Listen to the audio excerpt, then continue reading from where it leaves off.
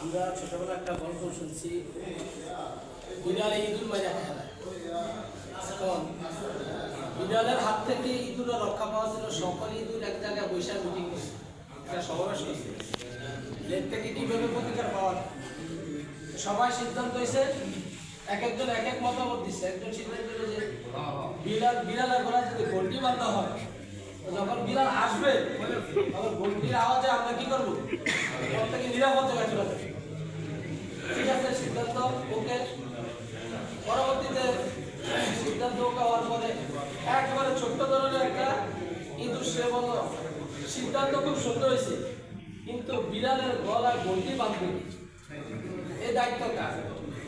এই দায়িত্বটা আসলে কেউই নিতে চায়। যে ইফটিজিং এটা মহামারী একটা আমাদের সমাজে 6 লাখ, প্রত্যেকটা বিশেষ করে আমাদের গ্রাম অঞ্চলে তো কলেজ লেভেল নাই, আমার দেখা মতো মোটামুটি হাই স্কুল লেভেলে অথবা মাদ্রাসায় সহশিক্ষা যেগুলো আছে, মাদ্রাসার বাচ্চাদের ছাত্রছাত্রীদের গমনাগমন রাস্তায় পাশে ছুটির পরে বখাটে কিছু ছেলেরা এই বসে থাকে, এদেরকে বিভিন্নভাবে বিভিন্ন কথা বেরিয়ে করে। তো এগুলো পরে কিভাবে তারা এই আশ্রম পার কথায় এরকম অনেক দরবার কারণ হয়েছে, যারা সমাজের ব্যক্তিবর্গ গুণীবর্গ ওরা দরবার কারণ অনেক করছেন, কিন্তু এক পর্যায়ে এটা থেকে প্রতিকার করার কোনো সুযোগ নেই। কারণ কি, এটার পিছনে গিয়ে দেখা গেছে যে যারা মুখে এটার প্রতিকার চায় তাদের ছত্রছায় এগুলো কি করে হইতেছে। আবার মাদকাসক্তের ব্যাপারে যে বিষয়টা, এটা আমার মনে হয় যে কল্যাণপুরের মধ্যে, আমি 9 নং ওয়ার্ডের অধিবাসী, আমার মনে হয় সবচেয়ে বড় ধরনের হয়েছে আমার 9 নং ওয়ার্ডে মাদক। বিভিন্ন ওয়ার্ড থেকে আমরা দেখে আসি, আর আমি বলবো কাকে, আমাদের চাইতে গেলে তাদের হাত অনেক লম্বা। আগে যারা আমাদের দেখে মানে একটু সমীহ করতো, বুঝি মানে অপ্রকাশ্যে কিন্তু গোপনে গাইতো, এখন তাদেরকে বিচার করার কারণে অথবা একবার দুবার জেলা যাওয়ার কারণে সেখান থেকে আসে অনেক উপরে হয়ে গেছে।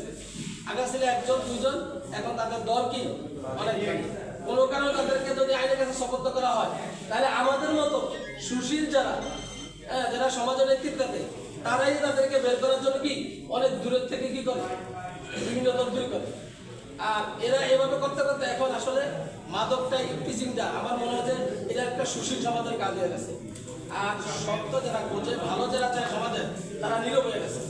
আমি আজকের এই চাঁদপুর সদর মডেল থানায় আজকে আমাদের এই আয়োজনে যারা উদ্যোক্তা তাদেরকে সাধুবাদ জানিয়ে আমি আপনাদের কাছে একটা কথাই বলবো যে আপনারা যদি চান, আমরা আমাদের দৃষ্টিকোণ থেকে দেখি, আপনারা যদি একটু আন্তরিকতার সাথে গ্রহণ করেন আর সত্যকে সত্য মনে করেন, সে যেই হোক, যার নেতা হোক অথবা প্রভাবশালী লোক হোক, ব্যবসায়ীদের লোক হোক, মাস্টার লোক হোক, সে যদি আসলে দোষী হয়, এটা যদি আপনাদের পরিলক্ষিত হয়, তাহলে মনে হয় আপনারা আইন অনুযায়ী তাদের বিচার করলে এটা আস্তে আস্তে কমে যাবে। আশা করি এই কথা রেখে আমি আমার সংক্ষিপ্ত বক্তব্য শেষ করছি।